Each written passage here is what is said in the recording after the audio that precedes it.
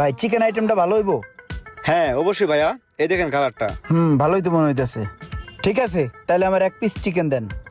ভাতিজা কি লইতাছো তুমি আনতে? আসসালামু আলাইকুম কাকা, এই চিকেন আইটেম কিনতেছে আর কি। চিকেন কিনতাছো? হ্যাঁ, এখন চিকেনটা ভালো। হ্যাঁ, এক কাজ করো, চিকেনটা ভালো করে মশলাপাতি দিয়া সস দিয়ে দিও। হ্যাঁ কাকা তাহলে রোজা রমজানের দিন যেহেতু আরেক পিস চিকেন লই কি কন? হ্যাঁ, লও, সমস্যা নাই, চিকেন ভালো। ওই তাহলে আমার 2 পিস চিকেন দাও। 2টা ওকে।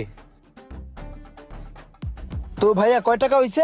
হ্যাঁ ভাতিজা, কি করো এই জায়গায়? আমি আছি না, আমি থাকতে তুমি বিল দিবা কে? হ্যাঁ? আরে কাকা, কত হইছে ভাই? 300 টাকা ভাইয়া। 300 দিচ্ছি, আমি দিচ্ছি। এই যে লন ভাই 300 টাকা। এই যে ভাইয়া পার্সেলটা।